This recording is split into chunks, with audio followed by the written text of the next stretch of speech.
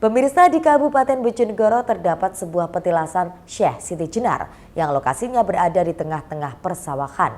Petilasan tersebut dulunya digunakan Syekh Siti Jenar untuk bersinggah ketika melakukan perjalanan untuk berguru.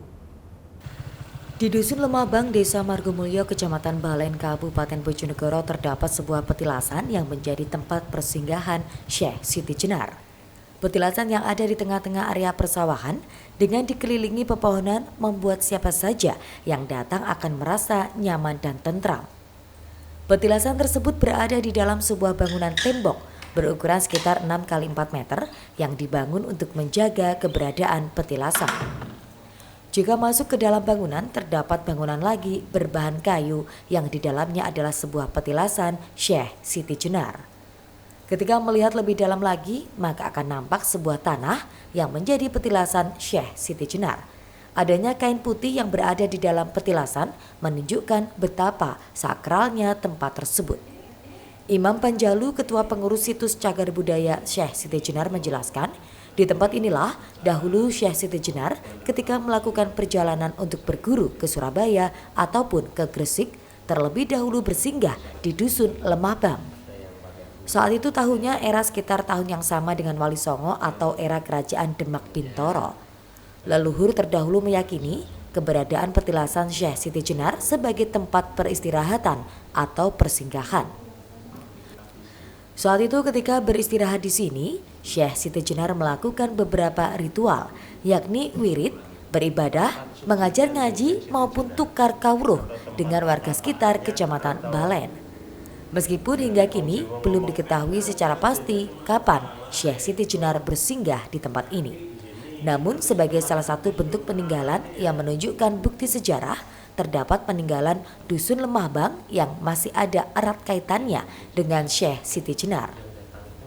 Lemabang sendiri memiliki arti lemah atau tanah itu Siti, sedangkan abang atau kemerahan itu Jenar. Tradisi Jawa masih sangat kental terjaga di tempat ini, seperti sedekah bumi.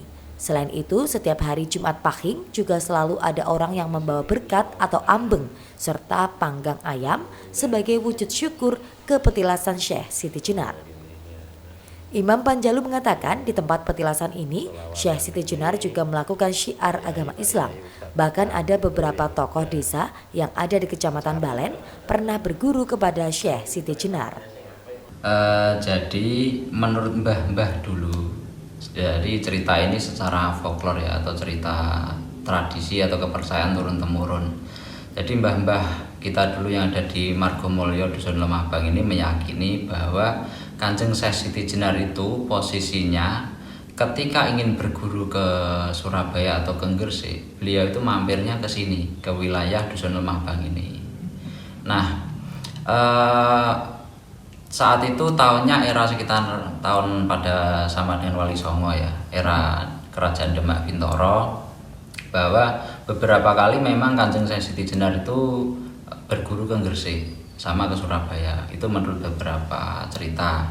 Nah, mbah-mbah dulu meyakini di sini ini sebagai tempat pelerenan atau peristirahatan, namun bukan istirahat seperti pada dasarnya manusia sekarang ya.